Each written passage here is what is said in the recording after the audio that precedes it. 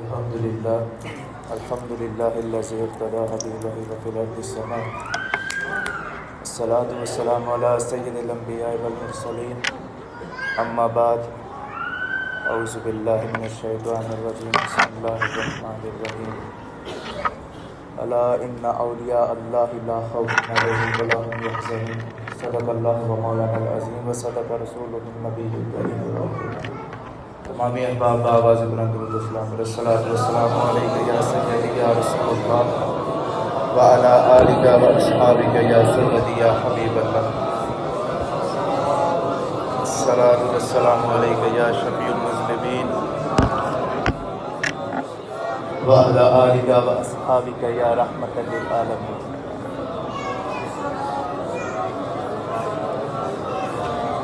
دوستان من، یاران طریقت، اہلیان محبت، طریقت کے دھاگے میں بندھے ہوئے آپ لوگوں کے یہ دل جو ہمیشہ محبوب کے دیدار کے لیے تڑپتے رہتے ہیں، اور آپ اپنے تڑپتے ہوئے ان دلوں کی تڑپ کو دور کرنے اپنے شیخ کے در پہ حاضری دیتے رہتے ہیں. حضرات، ہمارے شیخ کا در وہ چشمہ ہے جہاں آنے کے بعد روح کی پیاس مزید بڑھتی ہے. آپ حیران ہوتے ہوں گے کہ عموماً آپ کسی چشمے پہ جائیں، وہاں سے پانی پئیں تو وہ آپ کی پیاس کو بجھائے گا، آپ کی پیاس کو کم کرے گا. لیکن ہیبت پور شریف کا وہ چشمہ ہے کہ جہاں یاد محبوب کے جام پلا کے تو محبوب کے دیدار کی پیاس کو اور بڑھایا جاتا ہے کہ نہ جانے کب جانے جانا اپنے رخ انور سے اپنا نقاب ہٹائے اور ہمیں اپنا دیدار کروائے. حسین کوئی شباب وچ ہا تے شور محشر نقاب وچ ہا، گزر دے لاشے دے ڈھیر لے گے. یہ محبوب عاشقوں کا میلہ ہے. عاشق انتظار کر رہے ہیں، پلکیں بچھا کے، نگاہیں بچھا کے، باہیں پھیلا کر منتظر ہیں کہ ابھی ماہی یہاں سے گزرے گا، ابھی محبوب یہاں سے گزرے گا تو ہم اپنی جندریاں وار دیں گے، ہم اپنی جانیں نچھاور کریں گے. تو یہ محبوب یوں گزرے، رکا نہیں، ایک لمحے کے لیے ٹھہرا نہیں، یوں نقاب بھی نہیں ہٹایا. گزر دے لاشے دے ڈیر لئی گے، حجی تک قاتل حجاب وچ ہا. اور یہ ایسا میٹھا چشمہ ہے کہ جو من کی سختیوں کو، تلخیوں کو میٹھا کر دیتا ہے، انہیں بجھا دیتا ہے، مٹا دیتا ہے. اور اس کی گہرائی، اس کی معنویت، اس کی اصلیت، اس کی حقیقت، اس کی معنویت کا عروج، اس کی عشق و محبت کی گہرائی اور سالکان سلوک کے راستے کی رفتار کا تعین کرنا، یہ سب چیزیں لے کے جب انسان عشق کے اس سمندر، اس چشمے پہ آ کے کھڑا ہوتا ہے تو پھر محبوب کو دیکھنے کا ذوق اور پیاس اور بھوک اور بڑھنا شروع ہو جاتی ہے. اور یہ الحمدللہ دنیا کے جو چشمے ہیں وہ کھارے بھی ہو سکتے ہیں، نمکین بھی ہو سکتے ہیں، لیکن ہیبت پور کا چشمہ ہمیشہ میٹھا ہی دستیاب ہوتا ہے. اور یہ یاد محبوب جو ہے وہ الحمدللہ ہمارے محبوب خواجہ یعقوب مصطفی رحمۃ اللہ تعالی علیہ، آپ کے علم و عرفان اور آپ کی معرفت اور روحانیت، اور آپ کی معرفت اور روحانیت کے بحر بے قرار سے علم و ہنر اور فہم و دانش کے انمول موتی چن کے تو ہماری جولی میں ڈالتی ہے کہ یہ لو خزانہ، اسے سمیٹو. کیونکہ یہ الحمدللہ ایک عالی مرتبہ جذبات، احساسات اور حقائق کا مجموعہ ہے. یہ مجموعہ حقائق روحانیہ یہ یاد محبوب ہے. اور اس کی لذت ہمیشہ اسی کو آتی ہے جس کے جتنی بھوک، جتنی پیاس زیادہ ہو. ہمیشہ یاد رکھیں، بھوکا شخص جو ہے نا، کھانے کی قدر کو وہی پہچانے گا، اور جو پانی ہے اس کی قدر کو پیاسا جانتا ہے. جس طرح دعا ہے، اس کی قدر کو، اس کی حیثیت کو ہمیشہ مریض سمجھتا ہے. باقی عام بندے کو دعا کی ضرورت نہیں ہے، لیکن مریض سے دعا لے کے جاؤ گے تو ایک لمحہ نہیں رہ پائے گا، اسے پتہ ہے کہ میرا گزارا اسی پہ. اسی طرح یہ جو نسخہ طریقت کی حقیقت ہے نا، اسے بھی سالک سلوک ہی سمجھ سکتا ہے. اسے بھی جو طالب دیدار ہے، جو محبوب کا دیدار کرنا چاہتا ہے، اسے بھی وہی سمجھ سکتا ہے کہ در حقیقت یہ یاد محبوب ہے کیا، یہ خزانہ کیا ہے، یہ ذخیرہ کیا ہے. یہ اتنا قیمتی ذخیرہ ہمارے شہر نے ہمیں عطا فرمایا. آپ لوگ ہر جمعہ کو سنتے ہیں، گاہے بگاہے یاد محبوب سنتے ہیں، لیکن اسے فقط سننا ہی نہیں ہے، اسے سمجھنے کی بھی کوشش کریں. میں اکثر لوگوں کو کہتا ہوں کہ یہ دیکھیں نا، ابھی اجتماع ہے، ہم بیٹھے ہوئے ہیں، ہم یاد محبوب سنیں گے، ہماری روح بیدار ہوگی، کانوں کو لذت ملے گی، سکون ملے گا ہمیں وقتی طور پہ. لیکن میں کہتا ہوں کہ جب آپ رات کی تاریکیوں میں تنہائی میں بیٹھے نا، تب کبھی آپ کے یاد محبوب کھول کے تو اس کے اوراق کھولا کرے اور اپنے لبوں سے یاد محبوب کے بول بولا کرے. جو نظارے پھر آپ کو ملیں گے آپ پھر دیکھیے گا کہ کیا واقعی یہ قیمتی خزانہ نہیں ہے جو ہمارے شیخ نے ہمیں عطا فرمایا. یہ ایسا قیمتی اور یہ سبق آپ پہلے بھی سنتے رہے یاد محبوب لیکن سمجھتے نہیں رہے. اور یہ ڈیوٹی الحمدللہ اس فقیر کی حضرت صاحب نے لگائی ہے. اب یہ منزل بھی بڑی اوکھی ہے, ہر کوئی یاد محبوب سمجھا بھی نہیں سکتا اور سمجھ بھی نہیں سکتا. اس کے سمجھانے اور سمجھنے کے لیے بھی ان کا منظور نظر ہونا بڑا ضروری ہے. اب میں خود نہ لائق سا نکارا سا گناہگار بدکار خطا کار حقیر فقیر بندہ ناچیز, مجھے کیا علم یاد محبوب کیا ہے. یہ تو بس انہوں نے یوں بازو تھاما اور اس بحر بے قرار میں غوطہ زنی کروا کے تو جو انمول موتی انہوں نے میرے دامن میں سمیٹے نا, وہی انمول موتی یاد محبوب کے میں اپنی زبان سے جو آپ کی روحوں پہ اتارنے کی کوشش کرتا ہوں. در حقیقت یہ اس غوطہ زنی کا جو الفاظ جو انہوں نے مجھے دیے یہ وہ غوطہ زنی تھی جو میرے شیخ نے میرا بازو تھام کے مجھے لگوائی ہوئی ہے. تو یہ جو آپ آج الحمدللہ یاد محبوب کا ذوق اور اس کی بہاریں اس کی رونقیں فقط ہیبت پور میں ہی نہیں الحمدللہ پوری روئے زمین پہ ہم جو چلا رہے ہیں نا, یہ سارے کا سارا فیض خواجہ یعقوب مصطفی رحمۃ اللہ تعالیٰ رہ گیا. اب اس سے قبل کہ ہم اس سفر کا آغاز کریں اپنے دل و روح پہ کان کھولیں اور اپنے آپ کو بیدار کریں جگائیں, کیونکہ ظاہری جسم جاگے گا تو باطن کی طرف ہم نگاہ کریں گے. آج میرا موضوع بھی یہی ہے, ظاہر اور باطن بیسک ہے کیا چیز ہے. محمد صاحب صاحب کو اٹھائیں, ہلائیں, تھوڑا پانی پلائیں. میں ویسے آپ کو ایک مزے کی بات بتاؤں, جب کبھی مجھے نیند آنے لگے نا تو میں سیٹ اپس کرتا ہوں. سیٹ اپ سمجھتے ہیں, تو 5 دفعہ بیٹھے 5 دفعہ کھڑے ہوئے 5 دفعہ بیٹھے 5 دفعہ کھڑے ہوئے. اس سے کیا بندہ ایکٹیو ہو جاتا ہے, اس کے اندر کی جو انرجی ہے نا وہ ایکٹیو ہوتی ہے, پھر اسے نیند نہیں آتی. یا سم ٹائم کافی لے لیتے ہیں. یہ ہماری غذا ہے. اس لیے میں آپ کو کہتا ہوں کہ دیکھیں میں نے آپ کو جو چیزیں سنانی ہیں ظاہر ہے آپ جاگ رہے ہوں گے تو بھئی مجھے بھی کوئی لطف آئے گا سنانے کا, ورنہ میری محنت تو آپ لوگ بیکار کر دیتے ہیں سو کے. آپ کو ابھی باہر کسی بھی چوک میں بٹھایا جائے تو ایک لمحے کے لیے اونگ نہیں آئے گی. یہ زبان ایسے چلے گی, پوری دنیا کی چغلیاں جھوٹ مکاری فریب ہر چیز اس زبان سے تم بول لو گے. لیکن جیسے ہی کبھی کوئی اللہ کی بات سننی ہو, اللہ کے حبیب کی بات سننے کے لیے مسجد میں آئے تو یوں جیسے مست لست جس طرح بیڑے نہیں بکریاں ہوتی ہیں ایسے منہ اٹھا دیا ہوا, اس طرح کی حالت ہو جاتی ہے. تو یہاں ایکٹیو کیوں نہیں رہتے؟ یہاں کیا وجہ ہوئی کہ باہر چوکوں میں پھٹوں میں بیٹھ کے ساری دنیا کی بات ہو جاتی ہے, لیکن جہاں پہ آ کے ہم نے اللہ اور اللہ کے حبیب کا ذکر کرنا ہے وہاں ہم بالکل مستلست ہوئے ہوتے ہیں کہ بس مولوی جانے کا کام جانے, جدوں انہیں جانا ہے جان چھٹنی تھے جمعہ پڑھیے تو چاہیے چھٹی. یہ اس کا کوئی فائدہ نہیں ہے. اسی لیے میں سمجھا رہا ہوں کہ اس بات کو سمجھنا ہے, آپ نے یاد محبوب کو در حقیقت سمجھنا ہے. جو اویس صاحب بیان کر رہے تھے وہ بھی یاد محبوب ہی ہے, وہ بھی آقا کریم صلی اللہ تعالیٰ علیہ وسلم کے ذکر. اور جو میں نے آپ کو بیان کرنا انہوں نے اپنے انداز میں آپ کو سمجھایا, میں نے آپ کو اپنے انداز میں سمجھانے کی کوشش کرنی ہے. در حقیقت کوئی بھی یہاں پہ آ کے کھڑا ہو کہ کچھ بھی بات کرتا ہے, خواہ وہ میں ہوں خواہ وہ اویس صاحب ہیں حسین صاحب ہیں کوئی بھی ہو, ایون کہ پوری دنیا میں جہاں بھی ذکر ہو رہا ہے کوئی بھی مولوی کر رہا ہے وہ یاد محبوب کا ذکر ہی کر رہا ہے, کیونکہ ہماری یاد جو یاد محبوب ہے وہ آمنہ کے لال کی یاد ہے در حقیقت. تو ہر جگہ پہ ہر کوچے پہ ہر گلی پہ ہر نکڑ پہ الحمدللہ سرکار کا ذکر ہو رہا ہے, وہ یاد محبوب کا چرچا ہر جگہ پہ ہوتا جا رہا ہے. ہمارے حضرت صاحب نے نام ہی ایسا چنا ہوا ہے اس کا. اب آپ اپنے میری طرف توجہ کریں تاکہ میں آپ کو سمجھاؤں جو میں نے آپ کو سمجھانا ہے. میں آپ کو دکھائی دے رہا ہوں, یہ میرے ہاتھ میں کیا ہے؟ موبائل ہے. یہ آپ کو نظر آ رہا ہے, کیوں نظر آ رہا ہے؟ کیونکہ یہ ظاہر ہے. اب میری جیب میں بتاؤ کیا ہے, پتہ ہے کسی کو؟ میری جیب میں کیا, یہ ابھی میں کیوں نہیں آپ کو پتا, کیونکہ یہ باطن چھپا ہوا ہے اور ظاہر چونکہ یہ میں نے آپ کو دکھا دیا تو یہ تو ہر بندے کو پتا ہے کہ یہ ظاہر چیز جو نظر آ رہی ہے یہ موبائل ہے. اب میری جیب چونکہ باطن ہے آپ کو نہیں پتا, یہ میں نے ابھی باطن سے یہ باہر نکالا, دکھائی دیا کیا ہے یہ رومال. اب ظاہر اور باطن کی حیثیت کیا ہے؟ اب میں آپ کو مثال دیتا ہوں. ہم لوگ یہاں پہ بیٹھے ہوئے ہیں, آپ لوگ مجھے سن رہے ہیں ظاہری طور پہ, یہ آنکھیں ہیں ہماری ہیومن باڈی, دیکھیں ہاتھ ہیں یہ ظاہر دکھائی دیتے ہیں آپ کو, ہر بندے کے ہاتھ دکھائی دیتے ہیں, آنکھیں ہیں, زبان ہے سونگھنے کے لیے, یہ ناک دیا ہوا ہے اللہ نے, چلنے کے لیے پاؤں دیے ہوئے. ہر بندے کی باڈی کا سٹرکچر ہے اور ہر بندے کی باڈی کا سٹرکچر آپ کو دکھائی دیتا ہے. اب مجھے بتاؤ کیا یہ ظاہری وجود ہی ہے انسان کا, اس کے اندر اور کچھ نہیں ہے؟ اس کے اندر دل ہے, کبھی دل کسی نے دیکھا ہے؟ اس کے اندر سٹمک ہے, کبھی کسی نے دیکھا ہے؟ ریڈ سیلز ہیں, وائٹ سیلز ہیں, اس کے اندر وینز ہیں, یہ پورا کا پورا ایک جال بنا ہوا ہے.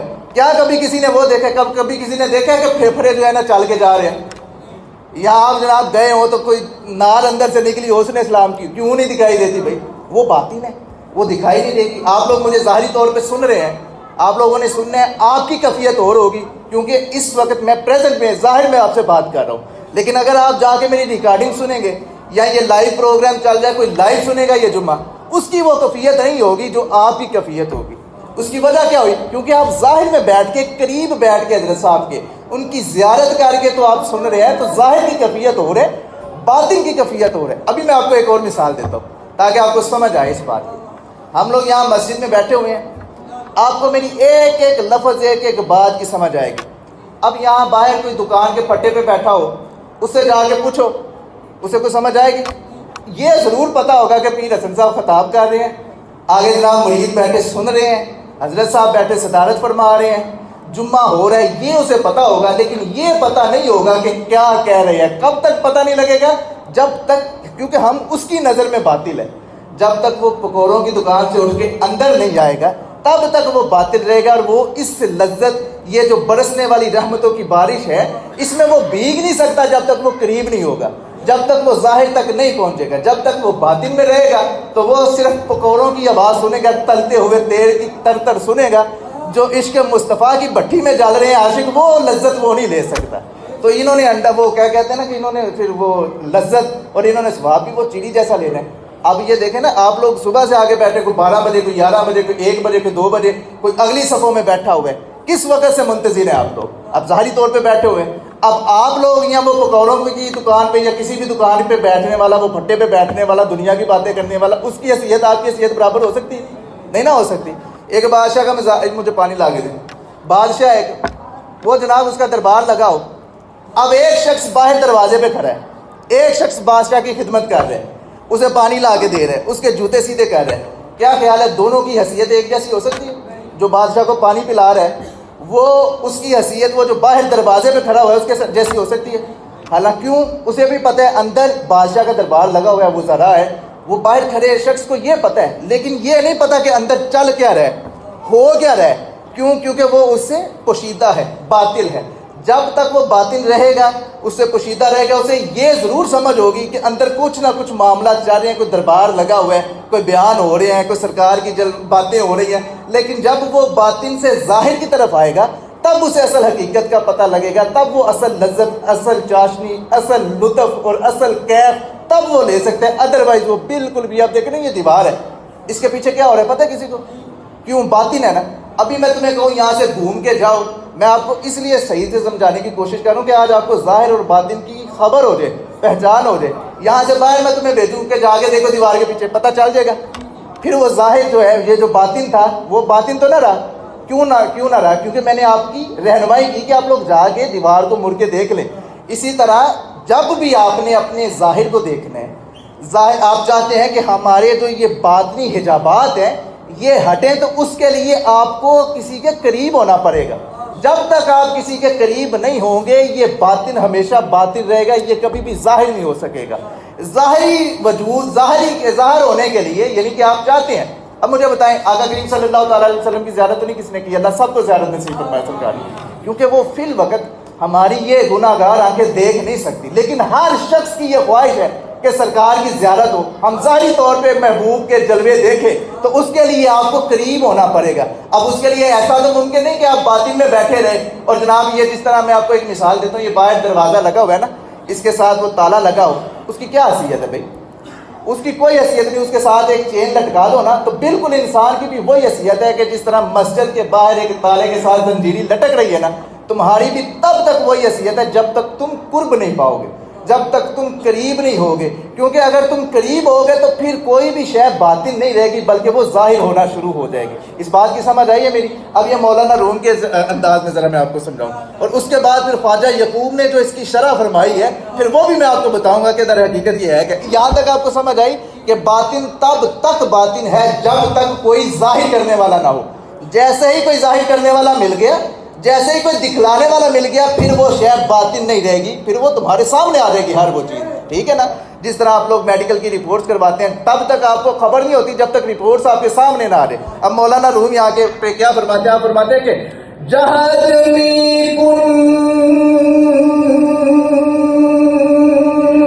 یہ جسم ہے نا, جو جسم یہ ظاہر ہے, اور اس کے اندر ایک باطلی چیز ہے. نعرہ تکبیر، نعرہ تکبیر، نعرہ رسالت، شان مصطفیٰ. اچھا کیا فرمایا کہ جہاد میں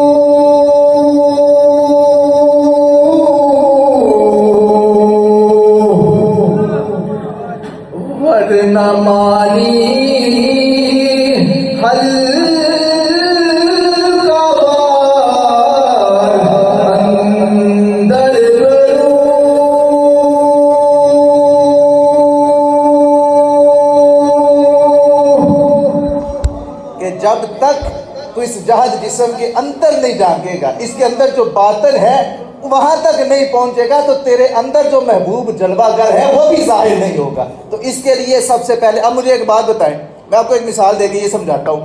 اس سے 2 قدم ہم اور آگے چلتے ہیں. کیا ہر شخص اپنے باطن میں جھانک سکتا ہے؟ بتاؤ مجھے. کسی کی اتنی بساط اتنی حیثیت ہے کہ بندہ اتنے اب پہنچے ہوئے ہم لوگ تو نہیں ہے نا کہ یہاں پہ بیٹھے آنکھیں بند کرے تو اپنا سارا محاسبہ کر لے، اپنے اندر ہر چیز جان لے. کہ ہمارے عیب تو ہر شخص کو پتہ ہوتا ہے کہ مجھ میں کتنے عیب ہیں، مجھ میں کتنے گناہ ہیں، میں نے کتنی قباحتیں کی ہیں، میں نے کتنا جھوٹ بولا ہے، میں نے کتنا فراڈ کیا ہے، میں نے کتنی دغا بازی کی ہے، میں نے کتنے لوگوں کو تکلیف پہنچائی ہے. یہ ہر چیز کا پتہ ہوتا ہے. لیکن انسان کبھی بھی ان کی مرہم پٹی نہیں کرنا چاہتا. وہ چاہتا ہے میں جیسا ہوں بس ویسا ہی رہوں. ان کی مرہم پٹی، جس طرح آپ کو کوئی زخم آ جائے نا، اس کی مرہم کے لیے ڈاکٹر طبیب کے پاس آپ لوگ جاتے ہیں کہ اس کا علاج کرو. اس طرح یہ جو ساری غلاظتیں ہیں، یہ بیماریاں ہیں، اس کی مرہم پٹی کے لیے بھی شیخ کے پاس جانا ضروری ہے کہ جو کہ تمہارے اندر جو باطنی شے ہے اس کو ظاہر کرے. جب وہ ظاہر ہوگی تو پھر تیرے ہر شے سے، ہر عمل سے محبوب کے جلوے دکھائی دیں گے. اسی لیے کہتے ہیں کہ جس کی ہر ادا سنت مصطفیٰ، ایسی ادائیں تمہاری ہوں گی کہ تم چلو گے تو لوگ کہیں گے کہ آمینہ کا غلام جا رہا ہے. تم جب بھی سجدے میں جاؤ گے تو لوگ کہیں گے کہ مصطفیٰ پہ جان نشاور کرنے والا جا رہا ہے. تو اپنی اداؤں کو وہ کب ہوگا کہ جب کوئی. اب مجھے بتائیں ایک بات. اب وہ جو شخص باہر ہم نے دربان کھڑا کیا ہوا تھا بادشاہ کے دربار پہ، باہر دروازے پہ، کیا اس کی اتنی جرت ہے کہ اپنے آپ دروازہ کھولے بادشاہ کے اندر چلا جائے؟ دربار پہ جا سکتا ہے وہ؟ اتنی حیثیت، اتنی جرت کر سکتے ہیں؟ نہیں. اچھا میں آپ کو یہاں پہ مثال دیتا ہوں، آپ کو سمجھ ذرا. آپ لوگ نا ایسے حیران پریشان ہو گئے، پتہ نہیں آج کون سا موضوع کھیل لیا. حضرت صاحب بیٹھے ہوں دربار شریف کے پچھلے کمرے میں، آپ آرام کر رہے ہوں، کسی کی جرت ہے کہ بغیر جناب اجازت کے اندر چلا جائے؟ نہیں نہ جا سکتا. کوئی جرت کر سکتا ہے؟ اچھا اگر میں کسی اپنے جاننے والے کا ہاتھ تھاموں اور حضرت صاحب کے پاس لے جاؤں، میں جا سکتا ہوں نا؟ میرا تعلق ہے نا، میں جب چاہے جہاں چاہے حضرت صاحب کے پاس جا سکتا ہوں. وجہ کیا بنی؟ حالانکہ بادشاہ وہ ہیں، لیکن چونکہ میرا ان کے ساتھ تعلق ہے، پھر جب میں اندر داخل ہوں گا تو پھر یہ ناراض نہیں ہوں گے، بلکہ جو میرے ساتھ آیا ہوگا اسے بھی گلے سے لگائیں گے، کیونکہ انہیں پتہ ہے کہ یہ اس کے حسن کے وسیلے سے آیا ہے، اس کے جاننے والا ہے، تعلق والا ہے. تو گویا آپ نے بھی جب کہیں اندر جب اپنے ظاہر باطن کو ظاہر کرنا ہو نا، تو آپ کی بھی یہ حیثیت و اوقات نہیں کہ آپ اپنے آپ یہ جرت کرے کہ اندر جا کے جھانکنے کی کوشش کرے. ایسا ہو ہی نہیں سکتا، کوئی شخص ایسا کر نہیں سکتا. اس کے لیے بھی کوئی مرد حق شناس ایسا چاہیے جو آپ کا بازو تھامے اور آپ کو باطن کے اندھیروں سے لے کے تو ظاہر کے اجالوں تک لے کے جائے. اور یہاں پہ میرے قبلہ عالم کی روح بھی بدن میں آئی. آپ کیا فرماتے کہ لام لب نہیں یار دے، کیا تو شعر ہے جی؟ لام لب نہیں جے کر یار نو تے، پھر یار دا یار کوئی لب لے. تو دیکھے نا، ایسے تو نہیں ہو سکتا کہ حضرت صاحب بیٹھے ہیں نہ میں بھی کوئی بھی منہ اٹھا کے اندر چلا جائے. میں بیٹھا ہوں، کسی کی ضرورت ہے کہ کوئی اندر آ جائے؟ ہمیں جتنا مرضی بڑا چودھری نواب ہو، جتنا مرضی بڑا کوئی بھی فن کا ہو، ہم سے بڑا چودھری کون؟ ہم سے بڑا نواب کون ہے؟ اور یہ تو یہ 5-5 قلعے کے نواب ہے نا، چودھری ہیں الحمدللہ. ہم نے پوری دنیا میں چتراہٹ کی ہوئی ہے. ہم جہاں جاتے ہیں لوگ ہمیں عزت دیتے ہیں الحمدللہ، ہم سے پیار کرتے ہیں. ہم سے بڑا کوئی چودھری کیوں نور صاحب؟ تو اسی لیے یہ کسی کی جرت نہیں ہے کہ کوئی اپنے آپ اپنے باطن کو جان سکے یا اپنی باطنی کیفیات کو تبدیل کر سکے. اس کے لیے کوئی مرد حق شناس چاہیے. لام لب نہیں جے کر یار نوتے. یہ دیکھیں حضرت صاحب کی اس گہرائی کو، اس کی معنویت کے عروج کو سمجھیں کہ لام لب نہیں، یعنی کہ جب آپ عشق اور محبت کے بازار میں سفر کر رہے ہوتے ہیں نا، تو پھر آپ متلاشی رہتے ہیں کہ مجھے یار کا کوئی دوست ملے، یار کا کوئی یار ملے جو ہماری پیغام رسانی کرے، جو میرا پیغام میرے محبوب تک لے کے جائے، جو میری بات میرے محبوب تک پہنچائے، جو ہماری ملاقات کا وسیلہ بنائے۔ لام لبنائی جے کر یار نوتے کوئی یار دا یار پھر لب لے تو بنے والا تینوں پتا دے اے ہو جے دربار پھر لب لے تو بول لب دا کسے گلزار وچوں اے ہو جے گلزار پھر لب لے تو۔ یہاں پہ رکے، یہاں پہ میں آپ کو یہ عقیدے کی بات ہے ہمارے، یہ ہمارے مسئلہ کی حضرت صاحب نے اس جملے میں نا رہنمائی فرمائی ہے کہ پھول لب تک انہیں ضبط کروائیں، لا الہ الا اللہ محمد رسول اللہ ضبط کریں گے، لوگوں کی توجہ تقسیم ہو جاتی ہے، ضبط رکھے۔ پھول لب دا کسے گلزار، کبھی آپ لوگوں نے دیکھا کہ پھول نالیوں میں پڑا ہو؟ کہاں ملے گا پھول؟ باغ میں، جہاں باغیچہ مہک رہا ہو، پھول پورے جوبن میں اپنی رونائیاں بکھیرے ہوں، ہمیشہ پھول آپ کو وہاں ملے گا۔ اور یہ جو اللہ والے حضرت صاحب نے ان کی مثال دی ہے کہ یہ پھول ہیں اور یہ ہمیشہ تمہیں باغوں میں مہکتے ہوئے دکھائی دیں گے۔ ہمارا عقیدہ الحمدللہ یہ ہے، ہم یہ پنگی پوسری، یہ جو جناب کامالی سرکار، شرلی پیر تو ترلی پیر، ہم ان پیروں کے ماننے والے ہیں ہی۔ یہ میں نے آج کل دیکھا، ابھی میں نے سوشل میڈیا پہ دیکھا تھا، آج ایک پوسٹ دیکھ رہا تھا، وہ کوئی بابا تھا، پیر بنا ہوا تھا، تو نہ اس کی داڑھی، اتنے اتنے لمبے اس کے لٹے بال، تو جناب یہاں پتہ نہیں اس نے کوئی چاک لگایا ہوا، تو وہ بیویوں کو جی میں اولاد دے رہا ہوں معاذ اللہ۔ یہ اور ہمارا میڈیا جو ہے نا، ہمارا میڈیا جاتا بھی ایسے جہل 2 نمبر اور بے مربت پیروں کے پاس ہے، جنہیں شریعت کا پتہ ہی نہیں، بھائی ہمارا ان سے تعلق کیا ہے، جنہیں شریعت کا ہی نہیں پتہ، جو غدار ہیں آقا کریم صلی اللہ تعالیٰ علیہ وسلم کے دین کو، ان سے ہمارا تعلق ہی کوئی نہیں، ہمارا ان سے لین دین ہی کوئی نہیں۔ تو یہ میڈیا ہمیشہ، اب چونکہ ہماری جو نیو جنریشن ہے جسے ہم جین زی کہتے ہیں، اب وہ انہوں نے جو چیز، یہ ہیومن برین کی یہ سائیکی ہے کہ یہ جو چیز دیکھتا جاتا ہے نا، یہ اس پہ بلیو کرنا شروع ہو جاتا ہے۔ یہ اللہ کی ذات نے اس انسان کے دماغ کو بنایا ہی ایسا ہوا ہے۔ لیکن نا ہم لوگ اب ہمیشہ صالحین کی صحبت میں رہنے والے ہیں، اسی لیے ہمارا ان پہ یقین پختہ ہو گیا ہوا ہے، ہمیں کوئی بھی آ کے جتنا مرضی جھنجھوڑے، کیونکہ ہم نے ہر شے اپنی آنکھوں سے دیکھی ہوئی ہے۔ اب جو جین زی ہے یا جو نیو جنریشن ہے، انہوں نے یہاں پہ بڑے نوجوان بیٹھے، میں آپ کو یہ پیغام دینے لگا ہوں، انہوں نے چونکہ سوشل میڈیا پہ صرف یہ پخنڈ باز، یہ لونڈے باز لوگ دیکھے ہوں گے، یہ خبیث لوگ دیکھے ہوں گے، یہ میں ٹھیک کہہ رہا ہوں آپ صاحب، آپ بڑا مسکرا رہے ہیں، یہ سارے خناس، نہ انہیں ذکر کا پتہ ہے، نہ فکر ہے، نہ شریعت ہے، نہ حقیقت ہے، نہ عبادت ہے، نہ ریاضت ہے، نہ نوافل ہے، کسی شے کا پتہ نہیں ان خناسوں کو، اور لوگ کہتے ہیں جی بلے بلے جی بڑے پیر صاحب ہیں۔ تو ہمارا تو ان سے تعلق ہی کوئی نہیں ہے۔ اگر آپ لوگوں نے پیر دیکھنے، چونکہ ہم نے یہ دیکھا تو پھر ہمارے سوال پیدا ہوتے ہیں کہ یار یہ پیر کیسے بیٹا دے سکتا ہے، یہ پیر کیسے یہ عمل کر سکتے ہیں، جبکہ اللہ نے قرآن میں فرمایا، ہمیں کبھی دعویٰ کرتے دیکھا ہے؟ ہم نے کبھی دعویٰ کیا کہ ہم نے تمہیں دینا ہے؟ ہم نے ہمیشہ یہی کہا ہے کہ انشاءاللہ دعا ہم نے کرنی ہے، کرم اللہ کی ذات کرے گی۔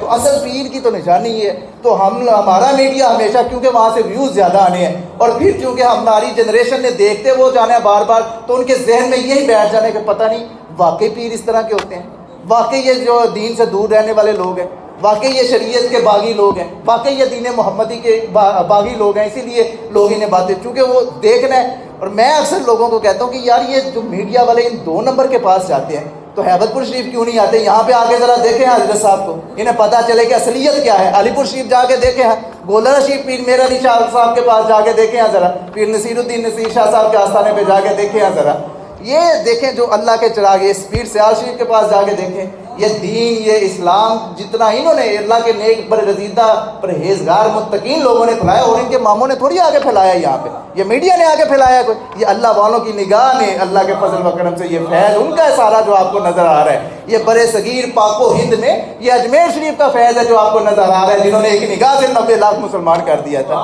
تو یہ ان کے پاس پتہ نہیں کیوں نہیں جاتے۔ تو حضرت صاحب نے یہ فرمایا کہ ہمیشہ پھول جو ہے نا وہ گلزار سے ملے گا۔ ہمارا ان جاہل اور 2 نمبر کے ساتھ تعلق ہی کوئی نہیں، ہمارا تعلق وہ ہے کہ انشاءاللہ جس کی ہر ادا سنت مصطفیٰ، ایسے پیر طریقت پہ لاکھوں سلام، جو ہمیشہ خود بھی اور اپنے مریدوں کو، ہمارا تعلق وہ ہے کہ جو ہمیں ہمارے قبلہ عالم نے فرمایا کہ جس نے کبھی نماز چھوڑی، جس نے نماز نہیں پڑھی، اس کا میرے سے تعلق ہی کوئی نہیں۔ پیر تو تے مرید تیرا، دوہا شریعت لگ دیئے، فرق پیاز وال برابر. یہ بال کی کیا حیثیت ہے؟ پہچان سکتے ہو اس کو؟ یہ پکڑ سکتے ہو اس کو؟ پیرامٹر کر سکتے ہو کتنی اس کی میجرمنٹ ہے؟ کیا حیثیت ہے اس بال کی؟ فرمایا کہ فرق پیاز وال برابر. اتنا سا بھی فرق پڑا تو بدنامی دو جگ دی. اس جہاں میں بھی تو بھی بدنام ہوگا, تیرا مرید بھی بدنام ہوگا. یہ اپنے آپ کو انہوں نے مجروح کیا, اپنے آپ کو انہوں نے بتایا تاکہ تمہاری اصلاح کرے. پیر تو تے مرید تیرا دوہاں شریعت لگ دی ہے. فرق پیاز وال برابر, بدنامی دو جگ دیے. یہ ہمارے پیر ہیں. الحمدللہ ہم ان پیروں کے ماننے والے ہیں جو ہمیشہ اپنی ہر ادا کو آمنہ کے لال کے اور اللہ کے حبیب کے ذکر میں اپنی راتوں کو مشغول کرنے والے ہیں. اپنی آنکھوں سے ہمیشہ آنسوؤں کی جری جاری کرنے والے ہیں. یہ تو فراڈی 2 نمبر ہے, ان سے ہمارا تعلق ہی کوئی نہیں. پھول لبدا کسے گلزار وچوں اے ہو جے گلزار پھر لب لے تو مویا باجیا خوب نہیں یار لب دے پہلے ہار تے ہار پھر لب لے تو. کیسی بات کی ہے حضرت صاحب نے. اب اس کی بھی میں تھوڑی سی تشریح کر دوں. وقت آج تھوڑا زیادہ ہو گیا, لیکن میں بھی ظاہر ہے سفر میں تھا تو مجھے بھی اداسی تھی آپ لوگوں کی. پورا ہفتہ میں آپ لوگوں کے سامنے نہیں آ سکا. کیا فرمایا کہ پہلے ہارنا پڑے گا. ہارنے سے کیا مراد ہے؟ یعنی اپنی نفی کرنا. اپنی خودی یعقوب گواہ پھر دربار سجن دیا دیکھ نظارہ دل ٹھنڈ پا نت ادب تعظیمہ کرتا رہو بس اللہ اللہ کرتا رہو. یہ حضرت صاحب نے ہمیں بتلایا ہے کہ پہلے اپنے آپ کو مارنا پڑے گا, ہارنا پڑے گا. کیونکہ جب ہم ہاریں گے تو پھر جو ہار ہے نا, جو گلے میں پہننے والے ہار ہیں, وہ محبوب سونا ماہی ہمارے گلے میں پہن آئے گا. تو پہلے مرنے ہو پہلے ماریا کو. اور ہمیشہ یاد رکھے کہ اگر آپ کی یہ خواہش ہے کہ جو باطنی شے ہے وہ ظاہر ہو تو اس کے لیے پھر مرد حق شناس کے ہاتھ میں ہاتھ دینا بہت ضروری ہے. کیونکہ یہی وہ ہاتھ ہے جو ہمیشہ یہ ہم نے ان کے ہاتھ میں ہاتھ دینے ہیں, اور یہ وہ ہاتھ ہے جو اللہ اور اللہ کے حبیب کے ہاتھوں میں گئے ہوئے ہیں. اللہ کی ذات کا ظاہری, چونکہ ابھی اویس صاحب نے بھی آپ کو بتایا کہ یہ محمد کا ہاتھ نہیں, یہ قرآن شریف کی پوری تفسیر انہوں نے بیان فرمائی ہے. اور اللہ نے فرمایا نا کہ میں اپنے جو بندے ہیں کوئی ظاہری پاؤں تو نہیں بنتا رب, لیکن اللہ قوت ایسی عطا کر دیتا ہے, طاقت ایسی عطا کر دیتا ہے. اس لیے اللہ نے فرمایا نا کہ جس نے میرے ولی کے ساتھ بغض رکھا اس نے مجھ رب کے ساتھ اعلان جنگ کیا. تو کس کی ضرورت ہے جو اللہ کے ساتھ جنگ کر سکے؟ کوئی جنگ نہیں کر سکتا. لیکن ہاں جو 2 نمبر جو دغاباز جو فراڈی ایمان کے ڈاکو پیر ہیں ان کے لیے تو پھر ہمارے جوتے بڑے تگڑے تیار کیے ہوئے ہیں ہم نے. تو میں جتنی پالش ان کی کرتا ہوں شاید ہی کوئی اور کرتا ہو. حالانکہ ہم سے بڑا پیر کون ہے بھائی؟ ہم پیروں کے گھرانے میں آنکھ کھولی, پیدا ہوئے, سانس لی, گرتی ہمیں الحمدللہ اللہ کے ولیوں کی. ہم سے زیادہ پیری مریدی کو کوئی سمجھ سکتے ہیں؟ یہ اب کوئی اٹھ کے یہاں پہ آشر کہہ رہے میں جناب پیری کو بڑا سمجھتا ہوں, اس کی ہمارے سامنے کیا حیثیت بھائی؟ یہ ہماری 6 7ویں نسل, پتہ نہیں کتنی نسلیں ہیں. تو مجھے خود الحمدللہ میں 6 نسل سے ہوں, ہیبت پور شریف میں آئے الحمدللہ رب العالمین. تو اب مجھے کوئی سمجھائے کہ نہ جناب آپ غلط بات کر رہے ہیں, پیری یہ نہیں ہے. پیری کیسے کوئی مجھے بتلا سکتا ہے بھائی؟ میں جب جمع پلا ان کے ساتھ, میری رگوں میں اللہ کے ولیوں کا خون, میں نے انہیں اٹھتے بیٹھتے کھاتے پیتے سوتے جاگتے دیکھا ہوا ہے. مجھ سے بہتر کوئی جان سکتا ہے؟ تو اس لیے جو میں آپ کو بتلا رہا ہوں, پیر کا کام یہ نہیں ہے کہ آپ آئیں جناب تو بس پیروں نے اپنے, ہاں پیروں کا کام یہ کہ آپ کو اپنے سینے سے لگا کے تو پھر آپ کو اگلی منزل کی طرف لے کے جانا, آمنہ کے لال کی طرف لے کے جانا, رب کے حضور آپ کی اس جبی کو جھکانا, یہ اصل پیروں کا کام ہے. اور ہم قائل اور ماننے والے بھی ایسے ہی پیروں کے ہیں جو ہماری باطنی اندھیروں سے ہمیں نکالے, گناہوں کی دلدل سے نکال کے تو اجالوں کے جو ظاہری اجالے ہیں ان کی روشنیوں میں لے کے جائے. اللہ میری آپ کی حاضری قبول فرمائے. چند لمحات کے لیے آپ نے اللہ کا ذکر کرنا ہے تاکہ ہم باطن سے ظاہر تک کا سفر کریں. اللہ آپ سب کا آنا جانا مل بیٹھنا قبول فرمائے. اللہ